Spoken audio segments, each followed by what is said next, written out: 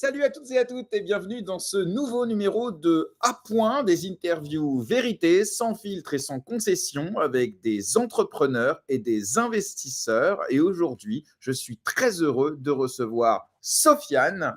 Sofiane, tu es entrepreneur, tu es investisseur. Comment vas-tu? Écoute, très très bien. Et toi, Jérémy, merci pour l'invitation.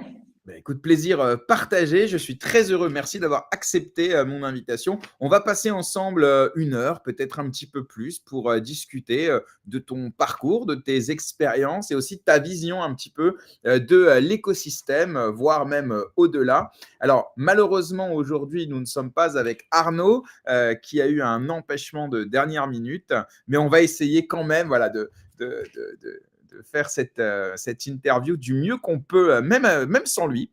Alors d'ailleurs, pour celles et ceux qui ne te connaissent pas, Sofiane, est-ce que tu peux déjà te présenter? Mais attention, parce que ici, on a une façon de présenter les invités qui est un petit peu différente.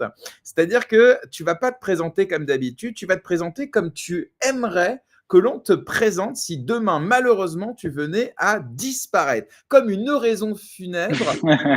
Et oui, qu'est-ce que tu aimerais qu'on retienne de toi? Et ensuite, t'inquiète pas, on fera une interview plus normale, mais j'aime bien savoir ce que tu aimerais qu'on retienne de toi. Ah, c'est bête, j'aurais dû préparer la question. Et non, c'est ça qui est drôle. Et On c'est ça qui est prépare pas drôle. les questions ici. Écoute, qu'est-ce que j'aimerais qu'on dise de moi? Alors, Sofiane Boily fut un entrepreneur, mais pas que. Potentiellement un homme politique, un économiste, un professeur, un ami, multinational. Je pense que ça, c'est quelque chose auquel je tiens beaucoup. Moi, j'ai grandi à Madagascar, j'y ai passé les 18 premières années de ma vie et j'y rentre encore souvent. Donc, je pense que ça, c'est quelque chose qui devrait ressortir dans ma biographie. Et moi, j'ai toujours conçu la vie d'une manière, on va dire, multi-vie. Je suis entrepreneur aujourd'hui, mais j'espère que je ne serai pas forcément entrepreneur toute ma vie. J'ai envie d'écrire des bouquins, j'ai envie de devenir professeur, j'ai envie de voyager, j'ai envie de rencontrer du monde. Donc, j'espère qu'à la fin de ma vie, on me présentera comme quelqu'un qui a eu plusieurs vies et donc pas simplement comme un entrepreneur, pas simplement comme un franco-malgache, mais aussi comme plein d'autres choses, quelqu'un qui aura eu 10 vies. Je ne sais pas si j'ai bien répondu à ta question, mais je C'est pense que je bien. serai meilleur en me Non, présentant non, dans la vraie vie d'aujourd'hui. c'est très bien, surtout la première partie où voilà, on a vraiment eu ce que tu aimerais qu'on retienne de toi. En revanche, ce qui est bien, c'est que tu nous as déjà donné quelques pistes de questions que j'ai. Tu as parlé politique, tu as parlé de tout le reste. On va en parler un petit peu aujourd'hui. Alors, on va maintenant peut-être passer à une question peut-être un petit peu plus traditionnelle pour poser un petit peu les bases. Tu nous as parlé de Madagascar. Est-ce que tu peux peut-être voilà, nous dire un petit peu quel a été ton milieu, je sais pas, social, d'où tu viens et peut-être aussi tes premières études. Voilà, je te laisse un petit peu nous raconter ce qui t'a construit dans tes premières années. Avec plaisir. Alors moi, alors Madagascar, c'est très particulier parce que c'est énormément de communautés qui se mélangent.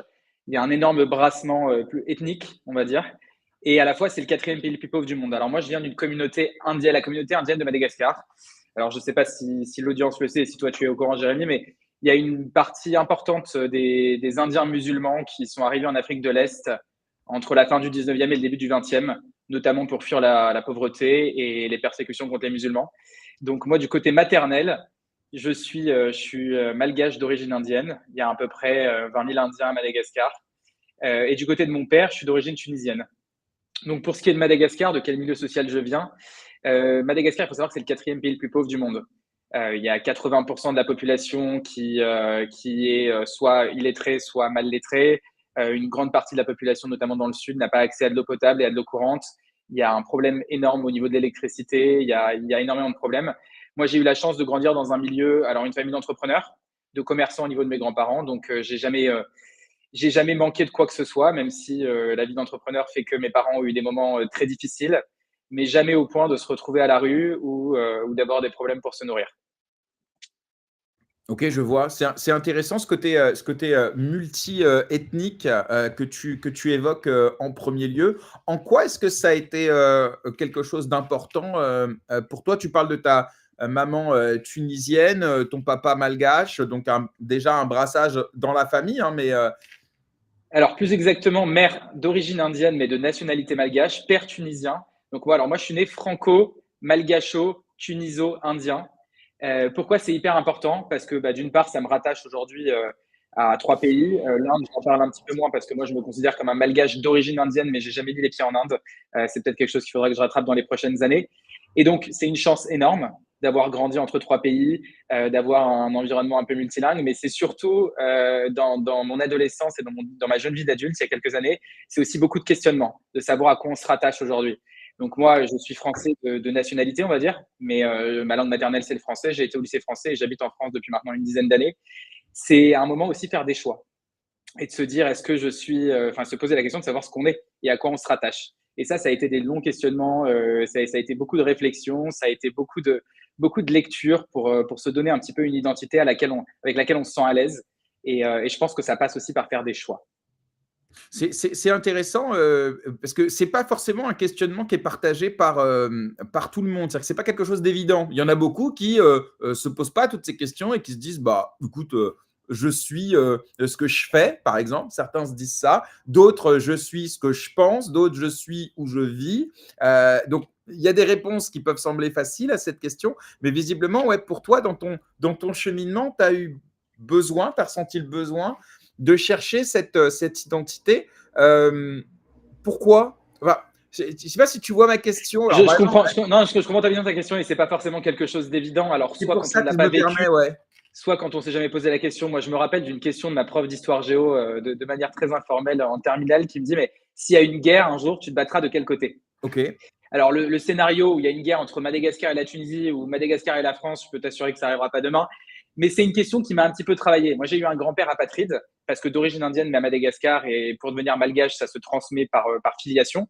Donc, il y a beaucoup d'Indiens qui sont apatrides et ça pose des difficultés, je pense, de se construire, surtout à l'âge adulte, sans ce sentiment d'appartenance. C'est important d'appartenir. Alors, la religion, ça peut aussi fonctionner. Les sociétés, les clubs, les choses comme ça, évidemment, ça crée un peu d'appartenance.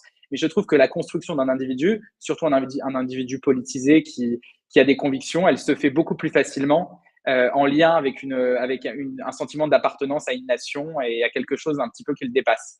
Et donc moi, c'est en arrivant un petit peu sur ces réflexions-là, quand j'ai commencé à avoir des convictions politiques. Alors c'est très difficile de se dire, voilà, moi je suis politisé, mais politisé à l'échelle mondiale. On a besoin de se rattacher à quelque chose, à des enjeux concrets. Donc, alors évidemment, c'est possible d'être politisé sur 3 pays différents. Mais à un moment, la conviction politique fait qu'on a envie de se rattacher à une cause. Et la cause, elle est souvent ethnique ou nationale. Oui, et là, on en arrive aux notions de patriotisme, notamment.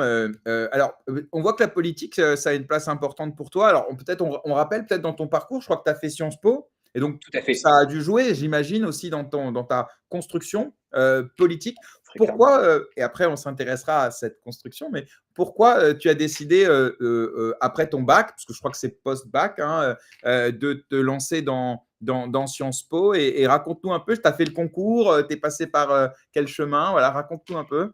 Alors, pour Sciences Po, c'est une procédure un petit peu, il y a une procédure un petit peu spécifique pour les gens qui viennent de l'international. Quand on est en France, on passe au concours. Quand on est à l'étranger, il y a ce qu'on appelle la procédure internationale. Donc, j'ai pas eu besoin de passer les écrits et j'ai dû passer un oral de 45 minutes ou 1 heure avec les intervenants de Sciences Po qui sont venus à Madagascar d'ailleurs, puisque ma promotion, on était une dizaine d'élèves à être acceptés à Sciences Po. Et tu me demandes pourquoi je suis allé à Sciences Po. Alors, il y a plusieurs réponses à cette question. La première, c'est déjà un petit peu par hasard. Moi, j'ai toujours eu un ego surdimensionné. Et donc, dès, je sais pas, 14-15 ans, alors je vais le raconter, mais c'est pas une histoire qui me met très en valeur, mais après avoir vu de Social Network, je ne rêvais qu'une chose, c'était d'aller à Harvard. Et donc, Ok. pendant mes Donc, 3 ans de Social lycée, Network, on rappelle, hein, c'est c'est le le film qui film sur retrace l'histoire de l'histoire Mark de Zuckerberg, Mark Zuckerberg, créateur de Facebook. Ouais. qui apparemment est très critiquable parce que c'est pas forcément proche de la réalité. On s'en fout. Moi, c'est un film qui m'a fait rêver à un moment dans ma Ok. jeunesse, que j'ai vu plusieurs fois. Et du coup, mon rêve, c'était d'être à Harvard. Aucune idée de comment ça se fait. Alors évidemment, personne de ma famille n'est allé faire ses études aux États-Unis et personne que je connaissais n'est allé faire ses études aux États-Unis. Donc je me suis retrouvé à prendre des cours à l'école américaine, de travailler le bac américain en parallèle. Tout ça pour postuler uniquement à Harvard dans le système américain. J'ai évidemment pas été pris parce que évidemment l'ego surdimensionné, ça ne suffit pas à être accepté. Et donc ça, c'était un petit peu ma voie toute tracée. Je me suis dit, allez, je vais aller aux États-Unis. Je vais faire un cursus un petit peu varié et puis je vais démarrer ma vie professionnelle là-bas. Comme je suis un petit peu prévoyant, j'ai pas tout misé sur cette option-là, et donc j'ai postulé un petit peu partout. Moi, je viens d'un cursus scientifique, j'ai fait S Spé Maths, je crois que ça existe même plus aujourd'hui, et pourtant je suis pas si vieux. Donc j'ai postulé à Sciences Po, mais j'ai aussi bien postulé dans des écoles d'ingénieurs, dans des prépas, dans des universités en Angleterre. Et à la fin, peut-être quelques mois avant que le choix doive se décider, j'ai été pris à Sciences Po, à l'EPFL à Lausanne, qui est du coup une école d'ingénieurs en mathématiques appliquées, et une autre école en Angleterre.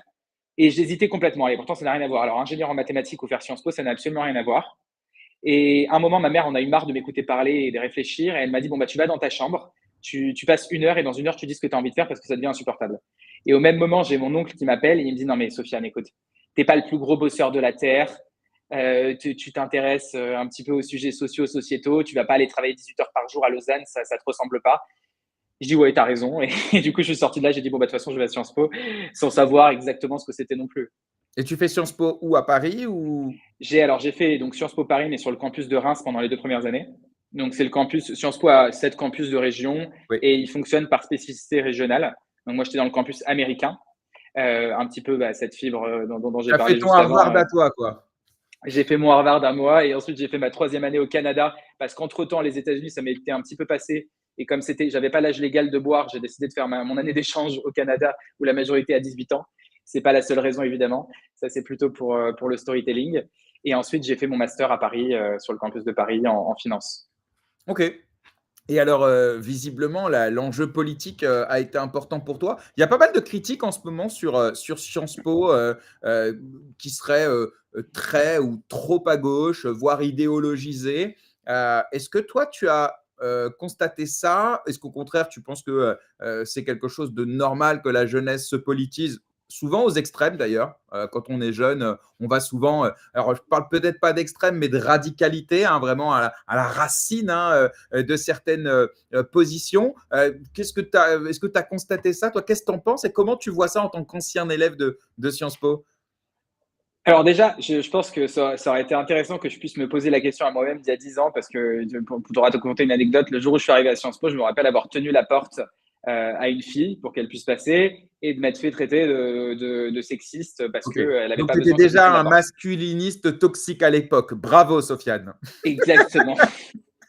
Et ben alors moi, il faut Mais non, comprendre mais que je c'est suis arrivé intéressant. de ma cambrise de Pardon, Madagascar. Je t'en prie. pardon, mais c'est hyper intéressant ce que tu dis parce que c'était il y a 10 ans. Et ça veut dire que ce qui se passe aujourd'hui, que certains promeuvent et que d'autres déplorent, ce n'est pas le sujet, mais c'est-à-dire qu'il y a 10 ans, il y avait déjà cette déconstruction de la galanterie en machisme, en gros. Alors, oui, bien sûr, je vais évidemment nuancer ce propos. Moi, il faut savoir que j'arrivais aussi de Madagascar. Le sujet de la politique, c'était même pas dans ma tête. On s'y intéressait en regardant LCI le soir avec ma mère, mais c'était le maximum de l'engagement politique. Et donc, il faut déjà s'acclimater. Et surtout, la partie quand même qui est à nuancer, c'est que, évidemment, c'est une école très politisée, mais le bruit qu'on entend autour de Sciences Po, les nombreuses polémiques, qu'elles soient récentes sur le sujet de la Palestine ou qu'elles soient plus anciennes sur le sujet de la masculinité toxique, du féminisme, etc. Il faut savoir que les opinions les plus radicales, c'est une toute petite minorité d'élèves qu'on entend énormément. Comme la manifestation en fait, qu'il y a eu sur la Palestine il y a quelques semaines, c'est une manifestation où en fait, il y avait 70 élèves. Et il y a 8500 étudiants à Sciences Po. Mais est-ce que cette minorité agissante, elle n'a pas finalement un impact plus grand qu'elle? C'est-à-dire que parfois, ce sont ceux qui Bien sûr. parlent le plus fort, qui ont le plus d'impact, et il suffit parfois d'une minorité pour que ça devienne difficile, quoi, non? Je sais pas. Non, mais c'est exactement ce que je dis. Mais c'est Ouais. en fait, c'est que c'est une minorité qui fait porter la voix, mais que c'est pas représentatif déjà de tous les élèves. Et puis au-delà de ça, pour nuancer encore une fois, même si alors moi j'ai eu mon lot de problèmes, enfin de problèmes d'incompréhension plutôt avec les groupes, certains groupes plus radicaux à Sciences Po. Moi, je reprocherai jamais à des jeunes de s'engager. Au contraire, je trouve que c'est très courageux. Moi, j'ai pas été capable de le faire et d'ailleurs, jusqu'à aujourd'hui, je trouve ça très difficile de parler et de défendre ses opinions politiques de manière très ouverte. Donc, je jette pas la pierre aux étudiants. Par contre, ce que je critique un peu plus à Sciences Po, c'est qu'on facilite aussi la voix des personnes qui vont avoir tendance à être à être les plus acerbes dans leurs propos, mais de tous bords politiques confondus, et surtout à l'extrême gauche. On va laisser une place, enfin, le corps administratif, le corps des enseignants, les étudiants eux-mêmes sont très tolérants avec le fait d'avoir une voix qui soit accaparée par une petite partie des élèves. Mais ça rejoint aussi ce que je te disais tout à l'heure, à savoir, en fait, personne n'a envie d'être emmerdé, mis à part les 1% des étudiants qui parlent très fort. Ouais, non, non, mais je vois. Bah, je crois qu'on partage à peu près le constat. Et c'est vrai qu'il y a. Je suis d'accord avec toi. Moi, j'aime bien l'idée de dire que c'est intéressant qu'on se construit une position, une idéologie, un imaginaire politique. Et si on ne le fait pas à l'université, on ne le fera jamais. Donc c'est pas plus mal. Après, c'est vrai qu'il y a quand même ce vivre ensemble qui est quand même un peu important. Et c'est vrai que bah, si tu défends ton idéologie, c'est pourquoi pas, c'est très bien, c'est l'endroit peut-être pour le faire, mais sans peut-être, enfin, sans empêcher les autres de faire pareil et en laissant peut-être le débat se faire. Et voilà, donc moi c'est peut-être ça qui me dérange le plus, c'est le côté un peu sectaire, alors que bah, c'est l'endroit du débat, l'université. Donc ouais. Et là-dessus, je vais te rejoindre. Pour le coup, ça, c'est un vrai sujet. C'est la pensée potentiellement monolithique et la difficulté de pouvoir débattre. Mais moi, je ne vais pas du tout jeter la pierre à ceux qui ont les opinions les plus fortes. Je vais nous jeter la pierre à tous les autres étudiants qui n'ont pas été aussi en capacité d'affirmer leurs opinions contradictoires et qui ont laissé les Ouais, mais opinions de ceux qui c'est quoi, parlent c'est fort. compliqué parce que si on va dans le concret, c'est-à-dire que l'idéologie de gauche ou d'extrême gauche a tendance à fasciser tout ce qui n'est pas de leur côté. Et donc, c'est compliqué quand, en plus, tu as le corps enseignant et les autorités administratives qui ont une certaine souplesse avec un bord un peu moins qu'avec l'autre. Et à un moment donné, moi, honnêtement, c'est plus facile d'être d'extrême gauche que d'être de droite. Je ne parle même pas d'extrême droite, hein, mais c'est pas facile dans un endroit qui est gangréné par la gauche de venir en disant non, les riches, c'est pas le seul problème. J'ai rien dit de mal, hein, mais tu vois ce que je veux te dire, c'est pas Oui, facile alors quand même. après, je suis d'accord. Et après, enfin, mais ce qui est sûr, c'est que les sujets qu'on ne peut pas aborder sont des sujets mouvants. Le sujet par exemple, de l'antisémitisme, pour prendre un sujet très actuel, c'est un sujet qui est affilié à la droite ou à l'extrême droite. C'est un sujet sur lequel on va critiquer la gauche aujourd'hui. Et donc, enfin, les concepts politiques sont mouvants. Et je dirais pas que c'est plus facile d'être à l'extrême gauche que d'être à l'extrême droite. C'est plutôt les concepts les plus problématiques qui changent de camp. Donc, si tu parlais tout à l'heure, et je vais essayer de rentrer dans le concret parce que c'est difficile d'être clair sur cette question-là. Il y a eu une tolérance avec l'extrême gauche à Sciences Po, qu'on soit d'accord ou qu'on soit pas d'accord, pour plusieurs raisons et plutôt par l'historique de Sciences Po. À partir du moment où l'extrême gauche de Sciences Po s'est approprié la question palestinienne, la tolérance, même au niveau des pouvoirs universitaires. Alors moi, je suis plus à l'école aujourd'hui, donc je ne sais pas ce qui se passe exactement. Il y a une tendance qui s'est quand même un petit peu inversée. Je veux dire, on a été beaucoup moins souple avec les dernières sorties médiatiques euh, proches de la France insoumise sur la question judéo-palestinienne, par exemple. Donc, pour moi, c'est des concepts qui sont assez mouvants et de cataloguer l'extrême gauche comme étant la voie la plus facile à exprimer dans le cadre de Sciences Po, c'est évidemment quelque chose qui se nuance et qui est évolutif dans le temps.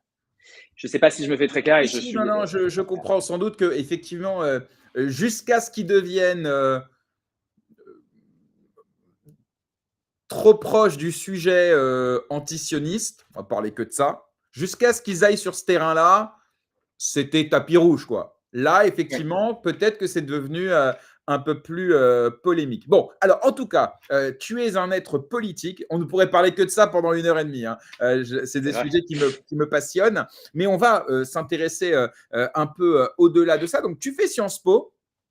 Et alors, ton objectif à ce moment-là, c'est d'en faire quoi de ce diplôme de sciences politiques? Qu'est-ce que tu as envie de faire à ce moment-là, toi?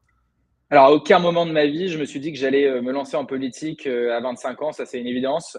Donc moi, le choix, il s'est plutôt porté entre est-ce que je vais bosser quelques années en finance dans une banque d'affaires ou en private equity, ou est-ce que je lance ma boîte tout de suite.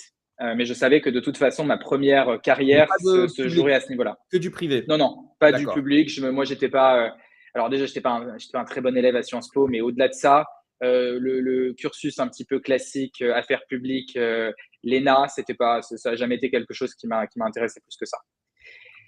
Ok. Et en fait, il s'est passé pas mal d'éléments qui ont fait que je me suis lancé plus tôt que ce que j'aurais imaginé. Alors moi, j'ai fait tous mes stages, je les ai faits en finance. Et en parallèle de ça, pendant le Covid, moi, avec ma mère, on a une usine de confection à Madagascar, de confection textile. On fabrique des vêtements, notamment des vêtements pour enfants, pour des marques françaises un petit peu connues. Et je me On comprend rappelle mieux. On comprend mieux certaines choses. ah ben, on comprend mieux certaines choses. Le textile, de toute façon, c'est soit on est un passionné, soit on est un créatif, soit on est né dedans, parce que c'est quand même une industrie qui est terriblement difficile et terriblement peu rentable, qu'on n'y va pas pour une opportunité business, quoi. Euh, et donc, je me rappelle très bien, 2 semaines après le confinement, ma mère m'appelle au téléphone, elle me dit, putain, on est dans la merde, j'ai un mois de cash, je sais pas comment je vais payer les gens dans un mois, tous les clients ont annulé les commandes en France, c'est un peu la cata. Ouais. Moi, je devais avoir 20 ans, 21 ans, 22 ans à ce moment-là. Donc, j'avais pas non plus beaucoup de ressources. Et je lui dis, écoute, je sais pas très bien comment je peux t'aider. Et donc, je raccroche. Et le soir, sur BFM TV, il y a une émission sur les masques en tissu. Et au même moment, il y a un appel d'offres du gouvernement malgache pour fabriquer des masques pour la population. Et du coup, on se rappelle avec ma mère, on se dit, mais peut-être que tu peux fabriquer quelques masques. Moi, je fais un site internet, j'essaye de les vendre. C'est pas ça qui va couvrir toutes les charges de l'usine, mais à minima, ça peut faire un peu de fonds de roulement. Et donc, suite à ça, j'ai des amis qui m'appellent, qui avaient la même idée que moi, etc. Bref, je passe un petit peu l'histoire. Mais on décide de passer une commande à l'usine de 13 000 masques à l'époque. Le temps que les masques arrivent en France, on en avait vendu 3 millions. Je ne te parle pas de toutes les problématiques qu'on a eues, mais c'était une période où, enfin, on me dit oui, c'est irresponsable de ta part, mais j'avais des pharmaciens qui m'appelaient en pleurant au téléphone, en me suppliant de les livrer. C'était même pas une démarche commerciale agressive. Il n'y avait aucune démarche agressive. Tu vois, on parle de product market fit. Là, on n'est même plus là-dedans. On est dans On l'urgence, est on est dans dans le besoin, on est dans la l'économie nécessité. quasiment, hein. Ouais. Voilà, c'est ça, c'est exactement ça. Et donc, bref, de fil en aiguille, on trouve des usines, d'autres usines à Madagascar, des usines à Maurice, des usines en France pour fabriquer ces masques-là. On se lance dans le gel hydroalcoolique, on se lance dans les masques chirurgicaux, on fait des thermomètres, on fait plein de choses. Et donc, ça devient très vite très gros sans que ce soit complètement maîtrisé. Pour te donner un chiffre, le mois de avril 2020, on fait 10 millions d'euros de chiffre d'affaires. Donc, c'est le premier mois de l'existence. Après, bon, j'ai pas les chiffres exacts, mais ça a diminué par la suite. Et donc, on fait ça pendant quelques mois. La vague retombe un petit peu. Nous, on n'avait quasiment pas dormi pendant 6 mois. On a eu énormément de problèmes. On a eu des problèmes. On s'est fait arnaquer par des fournisseurs. On s'est fait arnaquer par des clients. On a mal livré des clients aussi parce que forcément, on a été débordé par la demande. On est hyper fatigué. On est une trentaine de personnes à bosser autour du projet. Et on Mais se à pose ce la question. moment-là, Ouais. excuse-moi, mais juste pour remettre dans le contexte, à ce moment-là, tu es étudiant, toi? Ou tu es À déjà… ce moment-là, je suis en stage chez EY. EY, c'est quoi, la marque Huawei, là? Ernst Young. Ah, C'est ok, d'accord, un donc cabinet l'auditeur, ok. d'audit. Ah, non, Ouais, parce que, exactement. ok, d'accord. Donc, et tu es là-bas en stage, et dès que tu rentres du travail, tu t'occupes des masques et de tout ça. Je me démerde. Alors, avant ça, je finis mon master. Donc, il y a une petite période, la période la plus chargée. Je suis encore dans mes examens. Et comme les examens étaient en distanciel, bon, ben, je me connectais juste pendant les examens. Et quand j'étais chez EY, je me suis débrouillé au maximum pour avoir du télétravail, finir très rapidement ce qu'il y avait à faire et me Ok, ok. concentrer là-dessus. Ouais. Accumuler tout ça, quoi. Ok. Et donc là, ta maman, j'imagine que tu l'as sauvée, en fait, avec cette idée. Bah écoute, oui, enfin, je pense qu'elle aurait trouvé ma mère est l'entrepreneuse la plus géniale que je connais, donc elle aurait trouvé d'autres solutions. Mais c'est vrai qu'à ce moment-là, ça permet de couvrir Alors, largement les tu peux charges. nous raconter un petit peu quels ont été, vraiment dans le cœur du réacteur, quels ont été les véritables les problèmes que tu as rencontrés? Alors pas tant des problèmes de logistique qui sont dus, j'imagine, au volume, au contexte, et cetera, mais peut-être, est-ce qu'il y a eu des problèmes dus, à la bureaucratie, à la fiscalité, à l'administration? Est-ce que, à ce moment-là où on nous a promis qu'on allait tout fluidifier, parce qu'à l'époque, encore une fois, on nous a promis qu'on va lever toutes les barrières parce qu'on a besoin d'être réactif. Est-ce que ça a été le cas ou est-ce que, en vérité, ça a été plus compliqué que ça?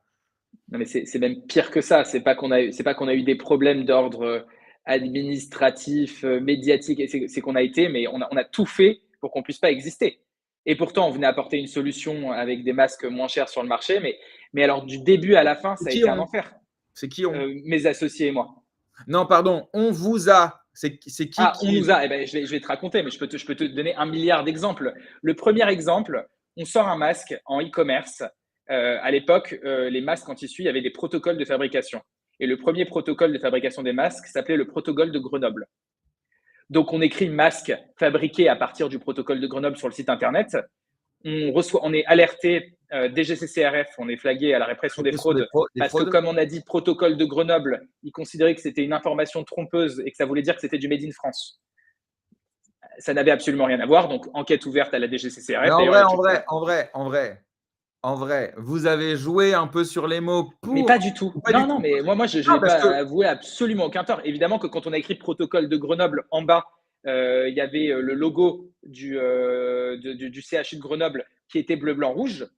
Mais il y avait écrit Made in Madagascar sur le masque. Il n'y avait que aucune information ce trompeuse. que je veux dire par là, c'est est-ce que à ce moment-là, tu es déjà un petit filou et tu te dis, on va jouer un peu sur l'ambiguïté parce que commercialement, c'est intéressant. Et d'ailleurs, on ne pourrait pas te le reprocher. Un bon commercial, il joue aussi avec les codes ou vraiment pas du tout. Ah non, mais alors, déjà, pas du tout. Et puis Ok. surtout, moi, tu me dis, est-ce que j'étais déjà un petit filou? Moi, j'ai jamais été un filou. Je suis toujours pas un filou. Je Je sais pas retire si le ça me déjà pose en des réalité. problèmes. Je Ouais, retire je le sais même déjà. pas si ça me pose des problèmes, mais moi, j'ai jamais eu une facture impayée. Tu peux demander à tous mes fournisseurs, tous mes clients, tous les gens avec qui j'ai travaillé. J'ai jamais pas payé un client à l'heure, un fournisseur à Non, mais l'heure. filou, Enfin, c'est pas mais un escroc. Un filou, non, c'est mais je suis ni un voilà. filou ni un escroc. Ok, ok, Je ok. suis peut-être presque trop honnête sur ce Ok, genre de sujet, donc non. Et le site, on l'a sorti en une nuit. On n'a d'accord. même pas eu le temps de se poser des questions. En fait, on a sorti le truc, on a écrit le truc. Mais Il y directement, avait la DGCCRF, elle vient vous le tabasser. lendemain, DGCCRF, ouverture de l'enquête. Mais alors, ça, c'est rien par rapport à tout ce qui nous est arrivé après. On sort le masque suivant qui est sur le protocole AFNOR, donc organisme de certification. Et ils sortent à ce moment-là, la Direction générale des armées, en lien avec l'IFTH, donc l'Institut français du textile et de l'habillement, sortent une norme pour certifier ces masques en tissu. Nous, on se dit super, on fabrique des masques top avec des super tissus, etc. On fait la première demande de certification, refusée. On se dit, c'est bizarre, on a appliqué exactement ce qu'ils nous ont demandé. Deuxième demande. Et à chaque fois, ça coûte de l'argent, hein, et c'est du temps, et c'est du délai, c'est des clients qui ne sont pas servis. Deuxième demande de certification, refusée. Troisième demande, refusée. Et on finit par comprendre quand même, de fil en aiguille et de discussion en discussion, qu'en fait, si quelqu'un ne pousse pas notre dossier, ce ne sera jamais certifié. Donc là, Aujourd'hui, je ne c'est t'aurais pas du… raconté cette histoire il y a 2 ans. Tu vois, je veux dire, là, il y a prescription. Je Non, mais pense je que vois. personne Donc n'en en fait, tiendra en rigueur. gros, pour résumer, ou en tout cas ce que je comprends, hein, c'est qu'on est quasiment sur du cartel où en fait, on va privilégier certains acteurs plutôt que d'autres. Alors, je ne peux pas dire plus que ce que je t'ai dit, qui est très factuel, à savoir, on a D'accord. envoyé 3 dossiers parfaits, 3 dossiers refusés, et Et il qu'à te un dit, moment, on a fait passer le dossier, on a demandé à un de nos collaborateurs de passer le dossier via l'intermédiaire de quelqu'un qui avait déjà eu un dossier accepté, et que le dossier a été accepté ensuite. ouais. Moi, je te donne des faits. Après, cartel, pas cartel, quoi, comment, pourquoi. Je n'ai pas fait d'enquête, je n'ai pas fait d'investigation, donc Ouais, j'accuse non, mais personne. j'entends, ouais.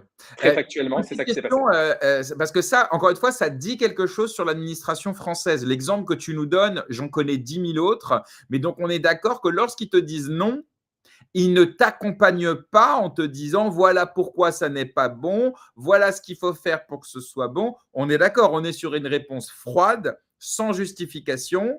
Ouais. Aucune justification, aucun moyen de se retourner. Sachant que c'était un moment, là, je parle du moment où on avait besoin de masques, on Oui, était en ben, en plus. pénurie.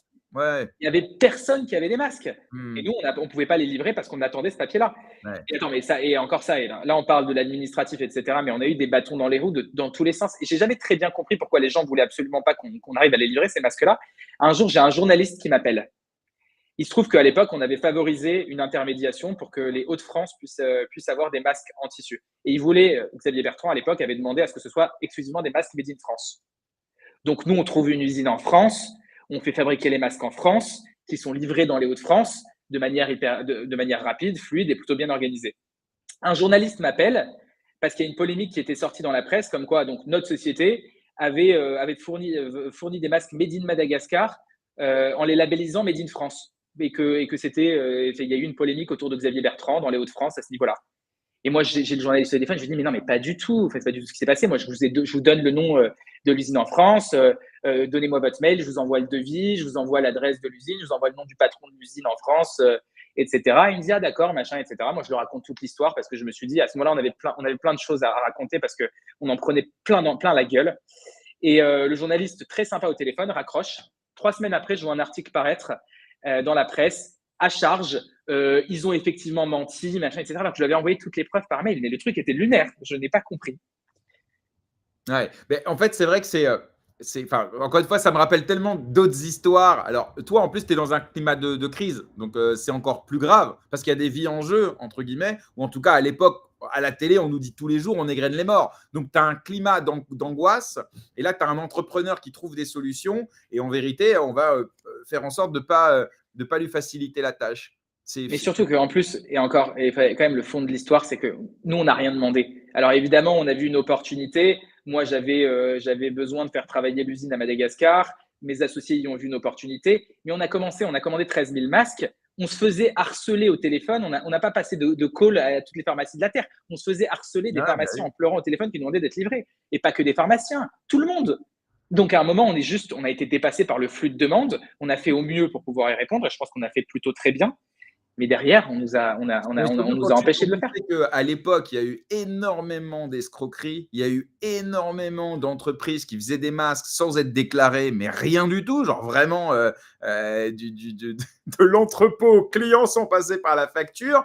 Il y en a qui se sont enrichis de façon massive. D'ailleurs, à ce sujet, parlons un peu argent. Cette aventure, aussi difficile soit-elle, est-ce qu'on peut dire qu'elle t'a permis de devenir riche ou pas du tout? Parce que Pas tu du me tout. parles de gros chiffres Absolument d'affaires. pas. Absolument pas. En fait, tous les problèmes étant, et on était quand même 5 aussi, et puis on n'a pas non plus essayé de surmarger. Nous, on vendait des masques, justement, on avait les masques les moins chers du marché.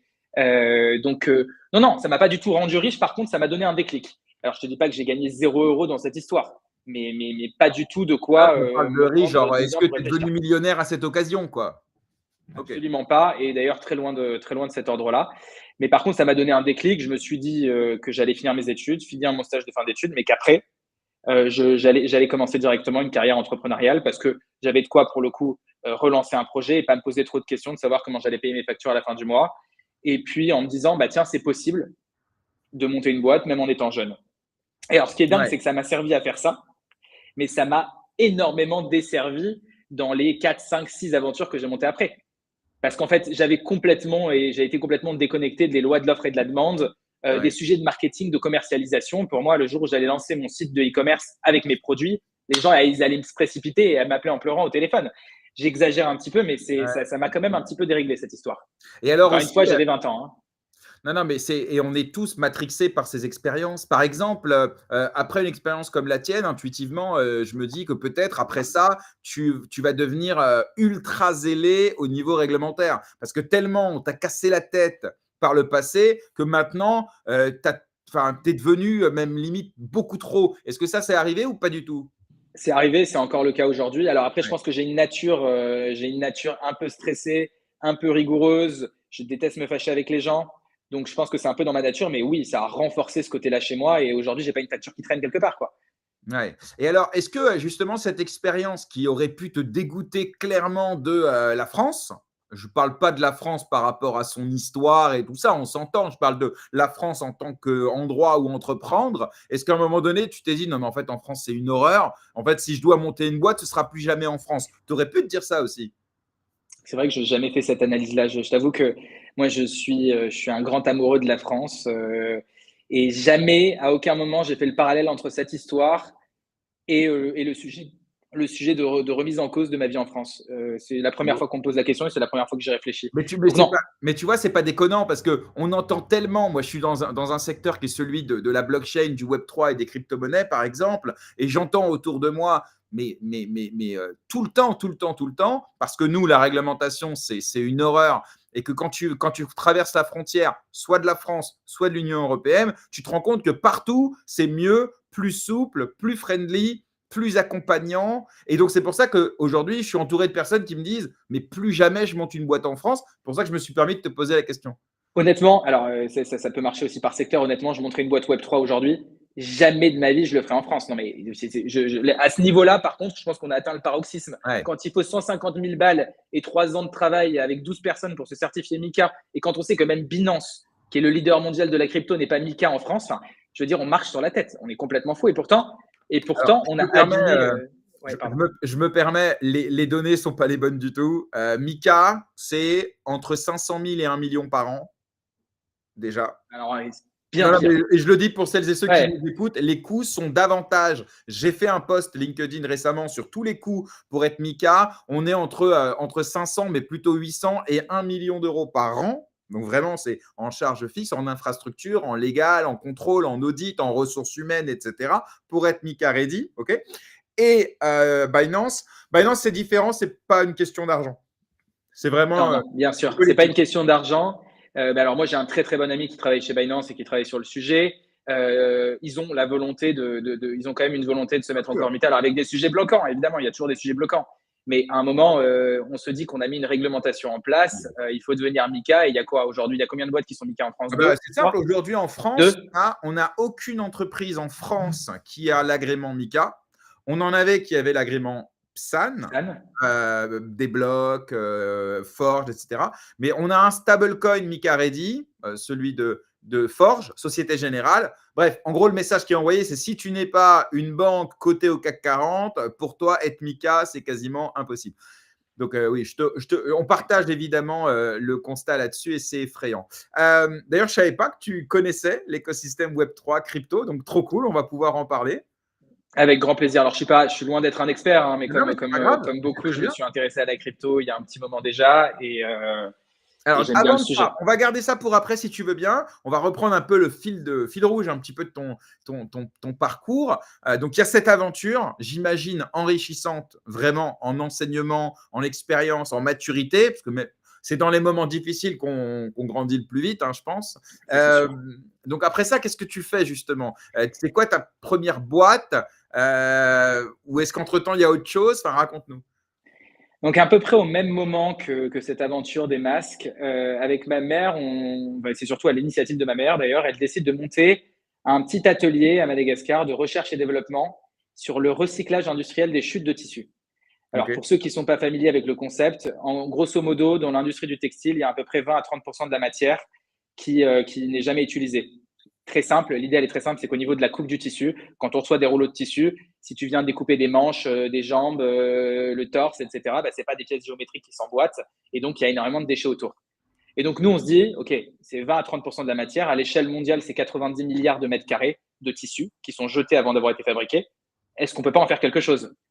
Fibre assez éco-responsable du côté de ma mère et que du coup elle m'a transmise aussi un petit peu là-dessus. Donc on commence à faire des petits tests, on développe des petits accessoires et on se retrouve à vendre des accessoires à Bonpoint, qui est une grande marque de vêtements pour enfants, très haut de gamme que certainement la plupart des gens connaissent. Et donc, à l'époque, on les accompagne pour faire leur programme Cherish, qui était le premier programme d'une vraie marque de mode, d'une maison de mode sur l'upcycling. Donc des accessoires, des tapis, etc. Et puis, un jour, ma mère se dit: «Non, mais c'est trop bête, on fait des accessoires, est-ce qu'on peut pas aller faire des fringues en entier, quoi?» Et donc ma mère crée un concept d'un gilet pour les enfants et pour les bébés. Un petit gilet avec un matelassage à partir de chutes broyées et de la petite chute retravaillée un petit peu pour en fabriquer un vêtement. Elle m'appelle au téléphone, elle me dit: «Voilà, j'ai fait un concept de dingue et cetera. Le premier gilet 100% à partir de chutes de tissu et cetera. Est-ce que ça t'intéresse? Est-ce que tu veux y aller?» Je dis: «Alors moi, mais jamais de la vie je vais aller dans le textile, mais c'est juste trop difficile, c'est pas ma fibre. En plus, moi, j'aime pas la mode particulièrement». Enfin, c'était pas du tout dans mes options. Moi, j'étais en train de travailler dans ma tête sur un logiciel, sur un SaaS de EdTech pour aller aider les gens sur l'orientation scolaire, donc j'étais vraiment pas du tout dans ces optiques-là. Et je travaillais encore dans un fonds d'investissement à l'époque. Et du coup, elle va le proposer à Bonpoint. Bonpoint trouve le projet canon. Elle me rappelle au téléphone, elle me dit: «T'es sûr?» Et là, je me dis: «Bon, bah, laisse-moi 3 jours pour réfléchir». Je réfléchis un peu et je me dis: «Non, mais en fait, c'est trop bête. Il y a un truc là, il y a quelque chose à faire. Vas-y, intéresse-toi». Et donc, je m'y intéresse de plus en plus. Je tombe amoureux du projet. On décide de le travailler en collaboration avec Bonpoint. Donc, l'idée, c'était de lancer une marque en co-branding, Azala, qui est le nom de notre marque, et Bonpoint. On travaille avec eux pendant 3, 4, 5 mois à l'élaboration de ce projet. Et quelques semaines avant le lancement, il y a un changement de direction générale à la tête de Bonpoint. Donc, ils décident d'abandonner le projet. Oh là là. Et moi, bon, c'est des choses qui arrivent, hein. Surtout le programme Chérif n'avait pas particulièrement marché, donc bon, ça peut s'entendre aussi. Et nous, on était une marque inexistante, donc c'est vrai que faire Non, un non, mais co-branding, je dis pas que ça, je dis pas qu'il n'y a pas de raison valable. Je dis juste qu'après avoir bossé pendant 4-5 mois, j'imagine que tu ouais. prends un coup quand même, quoi. Ah oui, oui, tu prends une claque, évidemment, Ouais. tu prends une claque. Mais bon, en même temps, tu bosses pendant 4-5 mois, donc tu as une marque qui est prête. Et donc moi, je me dis, bon, allez, très bien, je la lance, je vais la lancer. en propre. Je m'associe à l'époque avec une amie de Sciences Po. Et puis on lance cette marque et phénomène des masques oblige. J'appuie sur le bouton pour lancer le site internet et puis on attend. Et là, je l'ai attendu pendant très, très, très, très longtemps avant qu'une vente se fasse. Et j'ai fait, hein, j'ai pris une agence de ads, j'ai fait de la pub, j'ai fait tout. Catastrophique. Le lancement est catastrophique. Donc je me pose la question au bout de 3 mois de savoir s'il fallait que je continue ou pas. Et je me dis non, mais c'est pas possible. Enfin, je m'étais déjà trop attaché au projet, à l'idée, etc. Et donc, bon, mauvais conseil d'entrepreneur, certainement. Hein, quand il y a un truc qui marche pas, il faut l'arrêter. Et puis, coup de chance, quelques semaines après, j'ai un rendez-vous par bouche à oreille au bon marché. Je leur présente le projet. Ils adorent, ils kiffent. Et ils me disent, OK, ben, on parie sur toi. Et pendant 2 ans, du coup, on a été au bon marché. C'est ça qui nous a permis de se lancer. Et aujourd'hui, donc, cette marque, elle existe encore. C'est loin d'être une multinationale. Mais je pense que ça valait le coup de s'accrocher un petit peu. Donc ça, je l'ai fait j'ai assuré la gestion tout seul de cette marque. Jusqu'à il y a 1 an et demi, c'était mon temps plein. Même si en parallèle de ça, j'avais d'autres activités, plutôt d'investissement dans les startups. Hmm. Et, Ok, et voilà. alors revenons un peu là-dessus. Alors concrètement, là aussi, on essaye toujours de tirer des enseignements un petit peu. Donc au départ, tu vois que ça marche pas. Il n'y a pas, il y a pas de trafic. Est-ce qu'à Il ce y a du moment, trafic, mais il n'y a pas de conversion. C'est encore pire ok, parce que le trafic, on a acheté du trafic. Il y d'accord, avait juste rien. Il y avait 500, entre 500 et 1000 personnes par jour pour une vente tous les 3 jours. Quoi. C'était catastrophique. On ok. était à 0,01% de conversion. Et là, à ce moment-là, comment toi ou les équipes qui t'accompagnent, vous réagissez comment? C'est-à-dire, est-ce que rapidement, après une semaine, vous mettez en place des stratégies, vous commencez à, je sais pas, à sonder vos clients, à tracer leur parcours sur le site internet, enfin, vous mettez quand même en place des choses ou? Au début, je t'avoue que pendant quelques semaines, quelques mois, on est un peu sonné. On a mis pas mal d'argent dans le projet. Mon associé, c'était aussi sa première expérience entrepreneuriale. Alors moi, même si j'avais eu cette expérience un petit peu floue, je savais que j'étais quand même un peu léger sur le sujet. Donc on pose des questions un petit peu aux gens et on ne sait pas trop quoi faire. On ne sait pas trop quoi faire. On essaye des trucs, mais franchement, on essaie de faire des collaborations avec des influenceurs, mais sans trouver les bons influenceurs. On se fait beaucoup arnaquer. J'ai dû payer un nombre de factures inutiles pendant cette période-là qui était rétrospectivement complètement insupportable. Ouais. Et en fait, l'idée, pareil, le moment où on a un petit peu compris ce qu'il fallait qu'on fasse, c'est pas arrivé de moi, c'est arrivé de ma mère. Elle me dit, mais t'es trop bête, pourquoi je t'arrête pas de te dire que c'est débile vos trucs de technologie. Ma mère, elle parle comme ça. Et J'adore. mais voilà, elle dit, eh ouais, votre truc de e-commerce, mais qui va aller acheter sur ton site internet, machin, etc., va vendre dans des boutiques. Ouais. Et donc là, on se dit, OK, bon, on a compris, le e-commerce, on ne sait pas encore faire. Peut-être qu'on saura le faire un jour, mais on va d'abord mettre notre focus sur le B2B. On va voir ce qui se passe. Et progressivement, c'est en allant dans cette direction-là qu'on a commencé à avoir des clients réguliers, qu'on a commencé à faire du chiffre d'affaires, qu'on a réinjecté du savoir en achetant un petit peu de savoir pour alimenter le e-commerce. Et c'est comme ça que ça s'est construit. Ouais, donc il faut toujours écouter sa mère, quoi, tout Toujours simplement. écouter sa mère. En Et fait, pourtant, vraiment, elle me l'a dit depuis le début. Je lui disais, mais non, maman, t'as rien compris. C'est le e-commerce, on va mettre des ads, on va mettre des influenceurs, c'est parce que ça va être fou.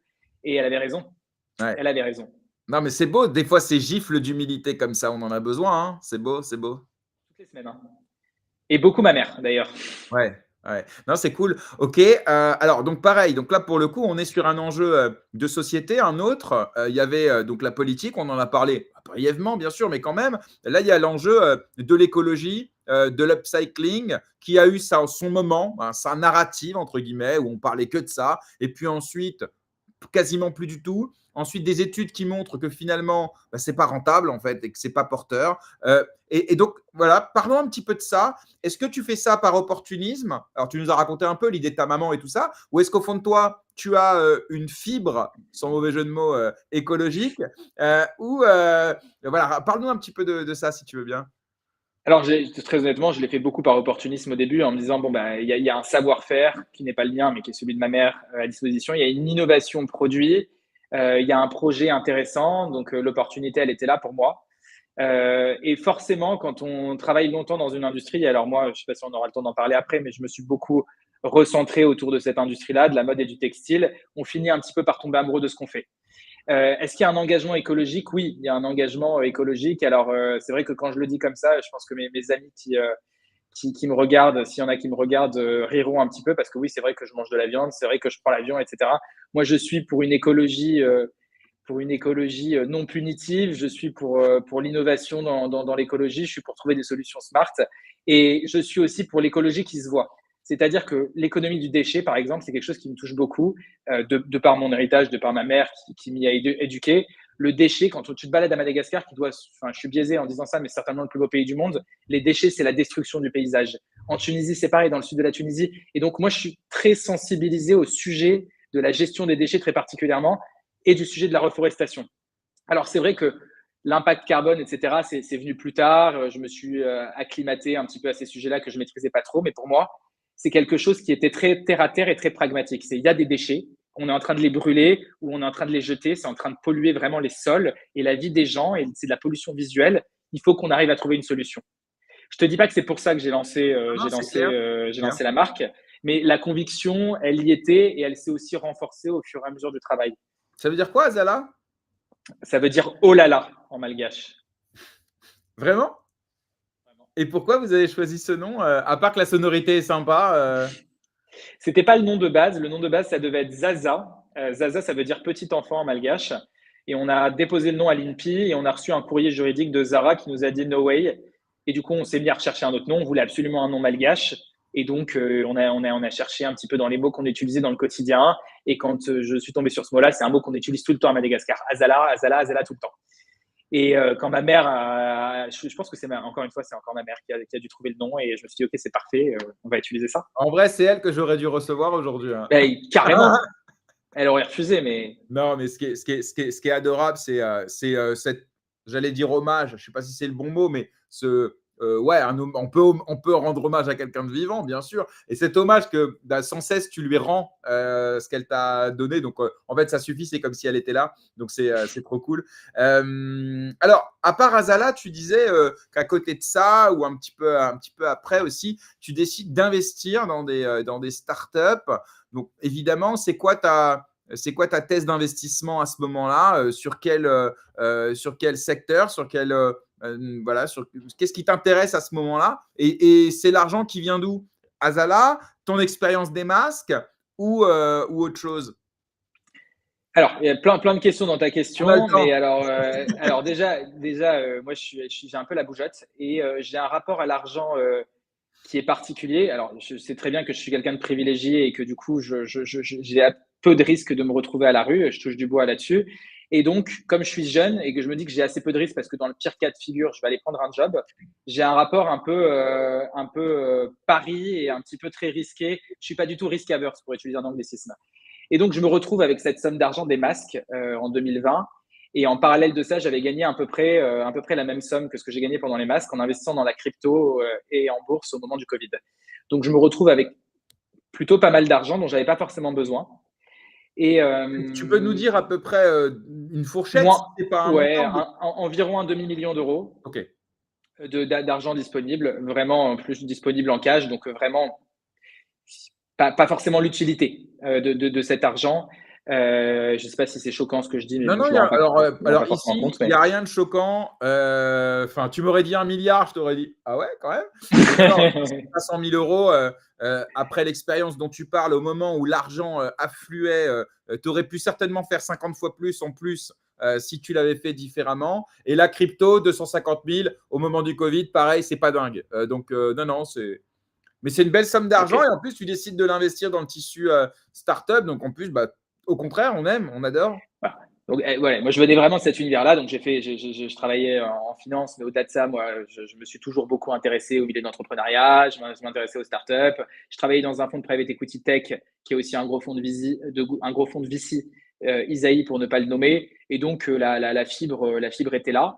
Et j'ai fait absolument n'importe quoi au début. J'ai investi via des plateformes de crowdfunding sans regarder quoi que ce soit. Plus parce que ça me faisait marrer de rencontrer des entrepreneurs, en fait. Et j'ai commencé à le structurer un petit peu de manière naturelle parce que de fil en aiguille, on rencontre du monde qui nous présente à des meilleures opportunités. On commence à comprendre un petit peu ce qu'on fait. Mais au départ, la logique, c'est pas du tout une logique de rentabilité pure et dure. C'est une logique fiscale quand même à la base parce que donc voilà, je pense que je sais pas si les gens le savent, mais quand on fait une plus-value sur un investissement, donc l'argent des masques, on a 18 mois dans le droit français pour réinvestir la plus-value. pour être défiscalisé.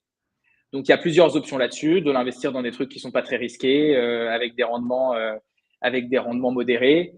Ou alors, il y a la possibilité de l'investir tout dans des startups et de ne pas savoir ce qui va se passer. Et moi, comme je vous l'ai dit tout à l'heure, j'ai préféré investir dans des startups et pas savoir ce qui se passe. Et ce qui est fou dans cette histoire, c'est qu'en faisant n'importe quoi, j'ai rencontré des gens exceptionnels. Et ça, du coup, c'est devenu ma thèse d'investissement aujourd'hui. J'ai rencontré peut-être 4 associés avec qui j'ai monté des projets entre-temps. J'ai rencontré des amis, j'ai rencontré des partenaires business. Et en plus de ça, sans le faire exprès, sans avoir une thèse définie et sans trop savoir ce que je faisais, j'ai plutôt un portefeuille qui se porte plutôt bien, avec des participations qui sont loin d'être déconnantes et voire des très, très belles boîtes dedans. Ça, je te parle de ça quand j'ai commencé, donc il y a 4-5 ans, à investir dans des boîtes. Aujourd'hui, j'ai un processus qui est un peu plus structuré. La manière dont j'investis, j'ai 2 options, on va dire 2 poches un petit peu mentales. Une première poche, c'est de dire j'investis dans des sujets où il y a des synergies business. Donc, typiquement, pour ne pas les nommer, quand il y a une marketplace qui fait du textile, moi, je sais que pour moi, c'est intéressant et que de toute façon, il va y avoir une rentabilité sur cet investissement. Ou alors, j'investis comme un VC. Et dans ce cas-là, la thèse, elle est très simple. Fondateur, à quel point le fondateur, je crois en lui, à quel point le marché est large et à quel point il y a une disruption. Donc, à quel point il y a une chance que je puisse faire x1000. Je regarde pas les business plans. Pourtant, j'en ai fait beaucoup dans ma vie. Je regarde pas beaucoup les pitch decks. Et je m'intéresse plutôt à l'idée globale du marché et du founder. Et c'est comme ça que je fais mes investissements, on va dire, plus VC-like. OK, et comment tu rencontres, essentiellement? Est-ce que tu fais partie de club deal? Est-ce que tu fais des conférences? Est-ce que c'est du leads où les gens te contactent pour, avoir des investissements? Comment ça se passe? Alors, il y a plein de choses qui se sont un peu mis en place au fil des années. Alors, très rapidement, quand j'ai commencé à investir, je me suis retrouvé dans un club de business angel qui s'appelle Angel Square, qui sont géniaux et qui ont un deal flow super. Et puis, en fait, à force d'investir dans des entrepreneurs, j'ai de plus en plus de gens qui ont commencé à m'appeler au téléphone pour me demander des conseils, pour les aider à faire un BP, pour les aider à lever des fonds, pour les aider à faire un pitch deck, pour les aider sur leur croissance. Et donc, je l'ai fait de manière très informelle au début. Et il y a un peu plus d'un an et demi maintenant, j'ai structuré une activité de conseil autour de ça pour aller aider des entrepreneurs sur des sujets de levée de fonds, sur des sujets de go-to-market, sur des sujets de structuration et de conseil, de board member, sur pas mal de sujets comme ça. Et donc ça a généré un deal flow assez important.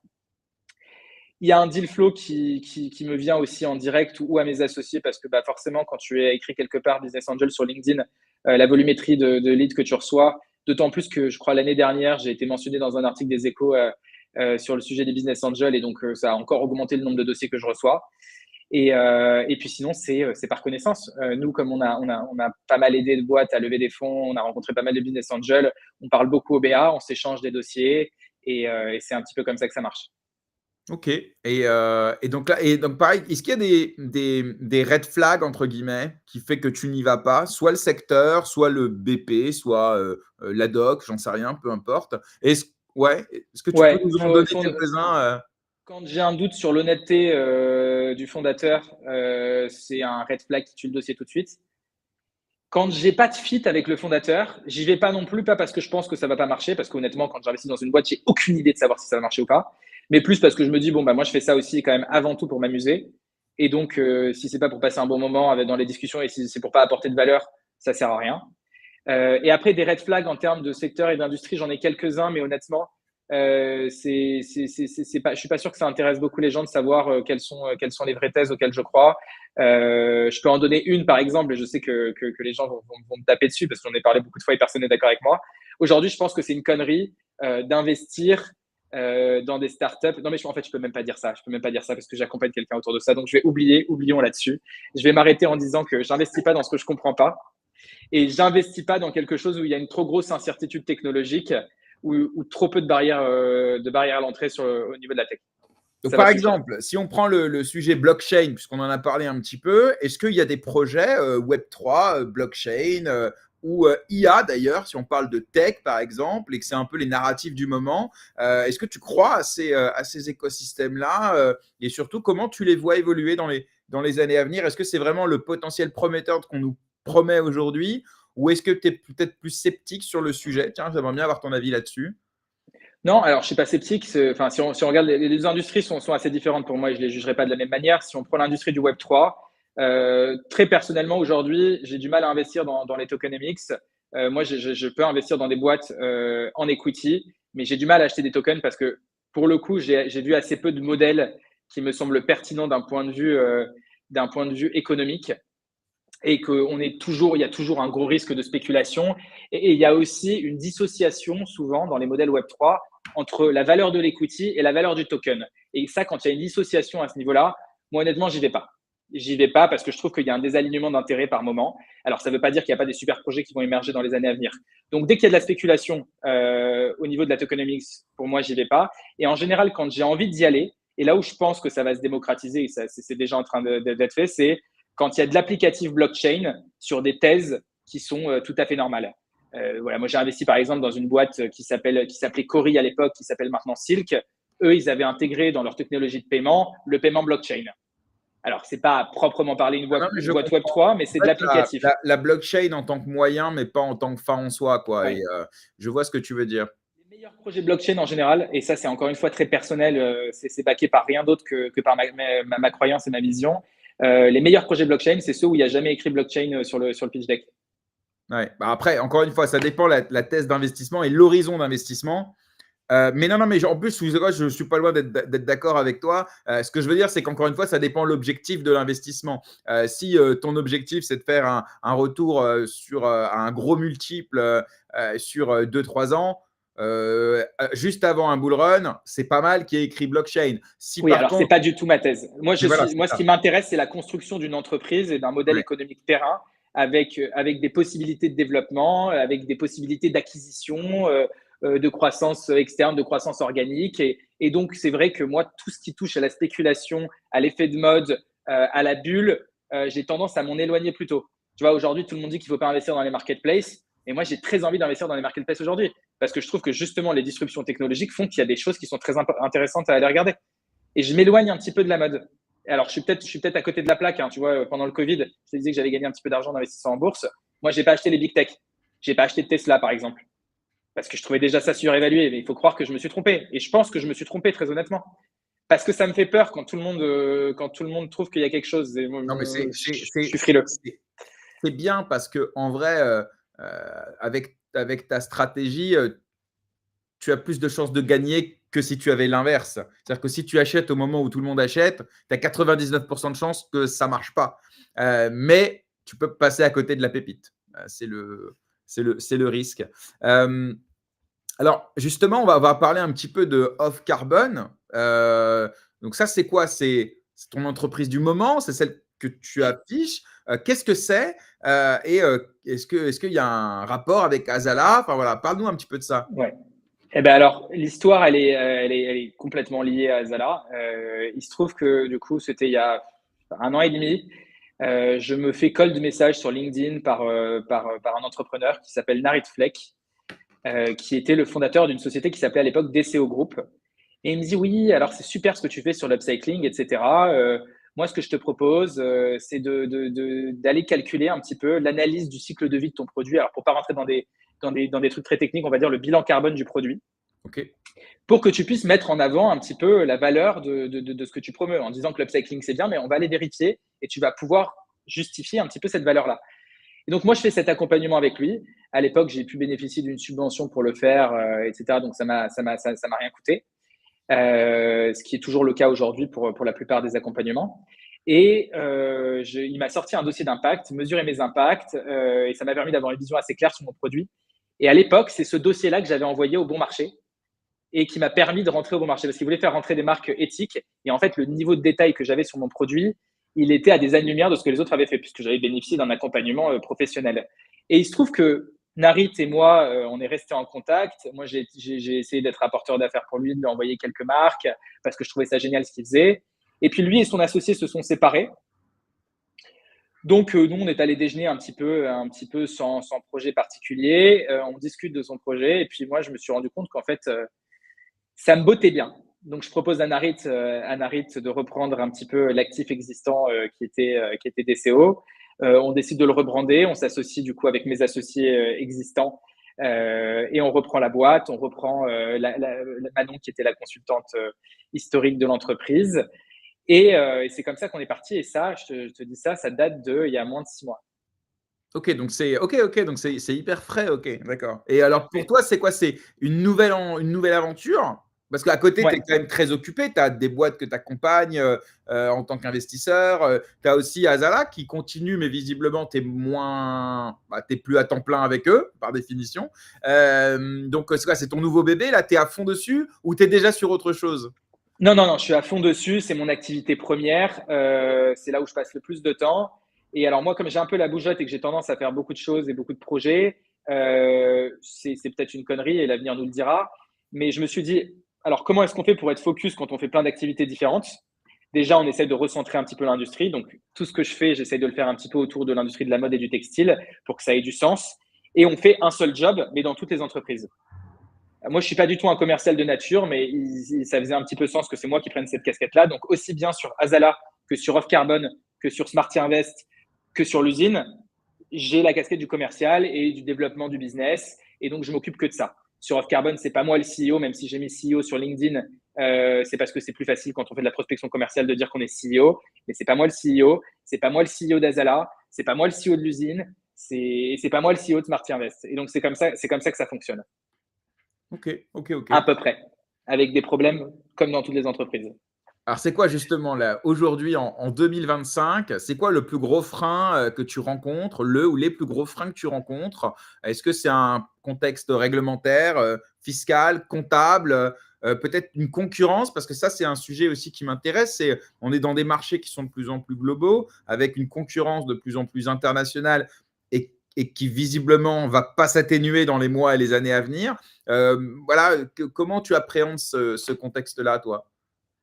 Le plus gros problème, je reviendrai sur la concurrence après parce que c'est un sujet intéressant, mais le plus gros problème aujourd'hui, c'est qu'en France, les entreprises vont mal. Nos clients ont pas d'argent, ont des budgets coupés et ça ne va pas forcément en s'améliorant. Et ça, c'est du coup la plus grande difficulté quand on fait de l'entrepreneuriat en B2B. Quand les gens n'ont plus d'argent, ils n'ont pas de quoi payer ta prestation.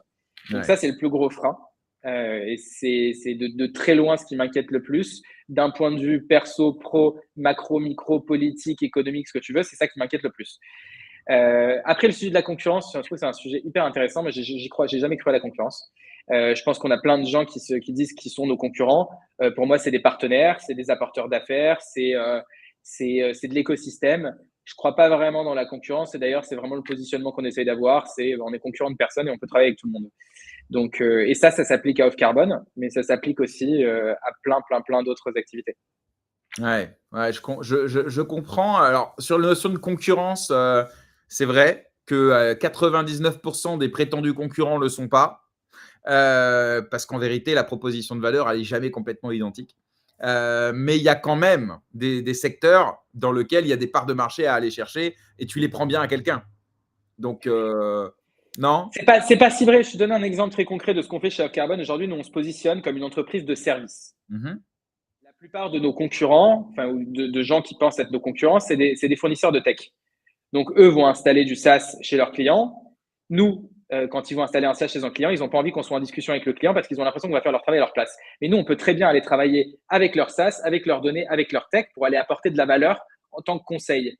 Mais Ouais. ça marche aussi très bien dans l'autre sens où, en fait, quand tu as un conseil qui est là sur de la stratégie RSE, nous, on a une bonne connaissance de l'écosystème, on a des partenariats avec plusieurs acteurs. On va être la personne qui va aller faire le lien entre le conseil et la tech. On a toujours une place à aller prendre. Ouais. Les budgets ne sont pas extensibles à l'infini, surtout dans la RSE, bien évidemment. Mais on arrive toujours à trouver un terrain d'entente quand les gens ont la volonté de travailler ensemble pour apporter de la valeur. Et ça peut paraître très bullshit et un petit peu bisounours, mais je crois vraiment que c'est vrai. Non, je le prends pas comme ça. Je vois juste un entrepreneur qui est capable de s'ajuster à un budget qui est pas extensible, en fait, pour reprendre ce que tu dis. Le problème, c'est que, comme le budget est pas extensible, ce qu'il te donne à toi, il va peut-être le récupérer chez Ouais. quelqu'un, et là, la complémentarité, il y a des jeux d'ego, il y a des jeux de concurrence et c'est là où, on peut appeler concurrence, qu'on peut appeler en vérité Et optimisation de ce que, service. ce que tout le monde pense, par exemple, dans la RSE, c'est qu'évidemment, les budgets de la RSE ne sont pas extensibles à l'infini et les entreprises, elles ont des impératifs business. Donc, la RSE, c'est un coût, c'est une mise en conformité obligatoire. Et alors, ce n'est pas dans les budgets RSE qu'il faut aller taper. Il faut aller s'adresser au budget marketing, il faut aller s'adresser au budget RH, il faut aller s'adresser aux autres postes de dépenses. Parce qu'on considère, nous, que la RSE, ça apporte de la valeur au business, ça apporte de la valeur à la prod, ça apporte de la valeur à la supply chain. Eh ben, il faut juste aller prendre d'autres budgets. Alors justement, parlons un peu RSE parce que alors je suis pas du tout un connaisseur. Je suis un néophyte, mais j'ai parlé avec deux trois gars du secteur, mais j'ai un avis très superficiel, donc je vais te faire des propositions. Après, tu vas me dire et Je t'en tu prie. vas me les démonter s'il le faut. J'entends beaucoup que cette contrainte réglementaire, cette mise en conformité réglementaire, c'est un poids pour les entreprises. Et finalement, bah, elles sont un peu obligées. En général, quand une entreprise elle est obligée de faire quelque chose, elle ne le fait pas de façon optimale. Est-ce que toi, c'est quelque chose que tu constates ou est-ce qu'il y en a certaines qui le font de bonne volonté et qui, au contraire, pensent que l'enjeu éco-responsable est un enjeu important? Alors, c'est quoi la proportion entre le greenwashing où tu n'as pas le choix et des entrepreneurs qui vraiment ont des convictions dans Alors, la cette. proportion, c'est difficile à dire, mais très honnêtement, il y a trois typologies d'acteurs. Alors, il y a ceux qui veulent absolument faire du greenwashing parce que ça fait partie intégrante de leur business. Nous, ce Ouais. n'est pas des gens avec lesquels on peut travailler parce que nous, on travaille sur une base de calcul mathématique, donc on ne peut pas fausser nos calculs et donc nous, ça ne nous intéresse pas de travailler Il avec vous eux. a Et puis déjà même, proposé de vous payer pour que vous disiez OK, c'est bon, ça existe ça? on ne nous a pas proposé de nous payer directement, mais on nous a déjà suggéré qu'on pouvait avoir un contrat si on était capable d'apposer notre nom à côté de. Voilà, D'accord, enfin, ouais. bon, bref. Et il y en Euh, a qui le font, il y en a qui l'acceptent, ça? Je pense. Après, nous, on n'a aucune valeur certifiante, donc ça n'a aucun intérêt de venir me corrompre pour écrire un faux score, parce que moi, je ne suis pas certificateur, je suis là pour apporter du conseil. D'accord. Et quand je dis moi, c'est plutôt les équipes d'Off-Carbon, parce que moi, encore une fois, tu l'auras compris, je ne suis pas Ouais, non plus ouais. un expert du sujet de la RSE. Et donc, il y a beaucoup de bons élèves en France, et en fait, les bons élèves les plus intéressants, c'est ceux qui se disent que, certes, il peut y avoir un poids réglementaire, mais il y a aussi une opportunité. Et qu'en fait, au-delà de l'opportunité de vivre dans une société qui soit un petit peu moins polluée, de vivre dans une économie un peu plus juste et responsable, ça c'est une question de point de vue à la rigueur, ou c'est une question de croyance, ou c'est une question de valeur, ou d'orientation politique, ou de ce qu'on veut. Mais c'est de penser qu'en fait, le fait de faire les choses bien, c'est vertueux pour la marque. Et nous, c'est ça qu'on vend. Nous, on fait de l'éco-conception. L'idée, c'est de fabriquer des produits de meilleure qualité, qui soient plus durables. Et ça a forcément un impact sur la consommation finale. Le consommateur qui reçoit son produit, en fait, un produit, pour te dire très clairement, un produit éco-responsable, il est forcément de meilleure qualité. Parce qu'un 100% coton bio, avec un joli coton, ce sera forcément mieux qu'un polyester. Pour parler dans des termes techniques du textile, en général, ce qui est responsable, c'est ce qui est de bonne qualité. Ouais, mais à l'heure où les gens, ils ont plus d'argent, tu vois? Je vais faire du Hanouna. Les gens, ils ont plus d'argent. Les gens, ils ont du mal à finir le mois après le 2 du mois, et ils ont pas les moyens de s'acheter, ton coton bio, et cetera et cetera, et donc à un moment donné, ils vont acheter à l'étranger et finalement, les entreprises françaises qui sont obligées de se soumettre à cette réglementation écolo, qui finalement, bah, les rend, moins compétitives. Est-ce que c'est durable ça? Est-ce qu'à un moment donné, il ne faudrait pas faire comme Trump en disant bon, les trucs écolos là, ça nous fait chier, ça pèse sur notre compétitivité, ça appauvrit nos entrepreneurs et au final, ça favorise les entreprises étrangères. Donc il y en a marre, table rase, on passe à autre chose. Je vais loin, mais ça m'intéresse Ouais, d'avoir ton avis là-dessus. tu comprends bien qu'au vu de ma position, je ne peux qu'être en désaccord avec toi. Il y a évidemment du vrai dans ce que tu dis. La question qu'il faut se poser, c'est comment est-ce qu'on arrive à faire du responsable sans que ce soit un poste de coût. Aujourd'hui, la réflexion, et je pense que le manque de réflexion qu'il y a au niveau étatique ou au niveau européen, c'est normal. C'est parce que c'est pas des entrepreneurs, c'est parce que c'est pas des gens de la tech, c'est parce que c'est pas forcément des créatifs et c'est pas forcément ce qu'on leur demande. Et donc, c'est le travail des entrepreneurs de le faire, d'apporter des solutions créatives pour que ça ne représente pas forcément un coût, mais que ça représente de la valeur. Et alors, tu me dis, OK, le consommateur qui n'a pas les moyens d'acheter son produit de haute qualité. Ça, évidemment. Évidemment. Et donc, ce qu'on va demander à ce consommateur-là, on ne va rien lui demander d'ailleurs à ce consommateur-là, mais ce qu'on va demander à la marque qui lui vend un produit qui n'est pas éco-responsable, c'est à minima de l'afficher et que le consommateur qui n'a pas les moyens d'acheter un produit qui soit éco-responsable, quand il achète un produit qui ne l'est pas, le sache. Ouais, donc la Ça a transparence, une quoi. valeur énorme, c'est la Au minimum, la transparence. transparence, quoi. Parce que ça a de la valeur, la transparence. C'est pas pour culpabiliser celui qui achète le produit de mauvaise qualité ou qui achète le produit pas cher. D'ailleurs, on peut faire du pas cher de bonne qualité. Ça, c'est quelque chose qui paraît abscon, mais en fait, pas du tout. Le pas cher de qualité, ça existe. L'upcycling étant une des démarches possibles artisanales, j'entends pas industrielle, parce que l'upcycling est un mauvais modèle économique et ça coûte très cher.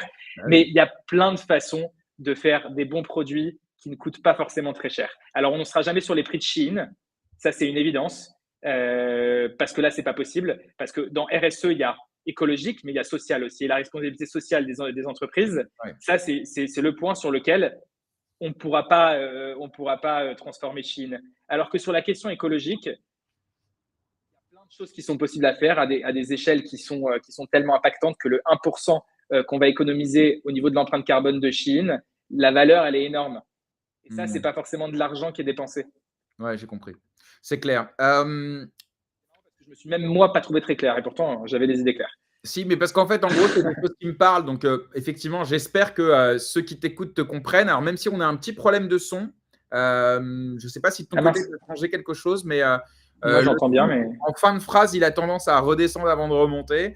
Mais pour l'instant, ça va. On t'a entendu. Si ça continue, je te le dirai. Non, non, mais bien. c'était très clair. Et en fait, en gros, pour résumer, être sûr que j'ai bien compris, mais l'idée, c'est de dire que, en tout cas, sur la notion d'écologie, il n'y a pas besoin de faire du 0 ou du 100. C'est quelque chose qu'on peut faire de façon incrémentale. Et même si on arrive à faire un progrès d'1% sur une économie d'échelle massive, ça peut avoir un impact. Et c'est toujours mieux que rien, quoi. C'est toujours mieux que rien, certes, et je pense que s'il y a un truc à retenir dans ce que j'ai dit, c'est plutôt l'enjeu de la traçabilité et de la transparence. Ça, c'est pas forcément quelque chose qui coûte cher, ça coûte un petit peu de temps, évidemment, mais avec des outils tech, on peut très bien automatiser ça. Et ça, c'est quelque chose qu'on doit aux consommateurs, alors qu'on soit ultralibéral, qu'on soit capitaliste, qu'on soit peu importe.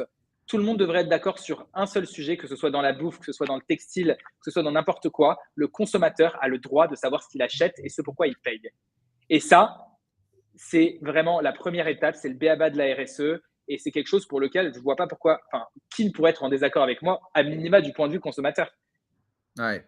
Ouais, non, mais ouais, je pense d'ailleurs, je pense que on est d'accord. Le seul problème, c'est la notion de confiance, de mon point de vue en tout cas. C'est-à-dire que c'est bien beau d'arborer de la traçabilité, de la transparence, mais si c'est pour nous mettre un Nutri-Score qui en vérité n'a aucune espèce de réalité sur le réel apport nutritionnel, par exemple, ou alors que le lobby des industriels ont tendance à fausser un petit peu cette transparence, le problème de l'utilisateur, c'est que il veut bien de la transparence, mais déjà, il faut qu'il la comprenne. Parce que des fois, la transparence, on ne comprend rien.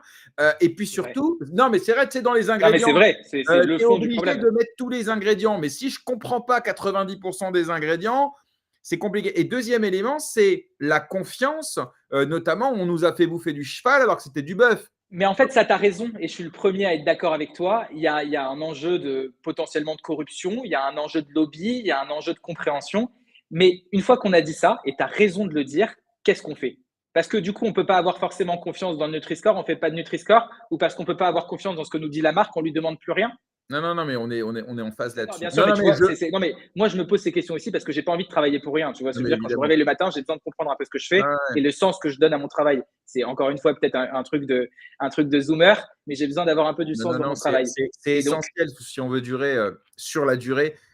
la manière avec laquelle moi j'ai trouvé du sens, c'est de me dire, OK, il y a plein de problèmes autour de ça. Fais ton travail bien, gagner de l'argent avec parce que sinon ça n'a aucune valeur. C'est pas un cercle vertueux.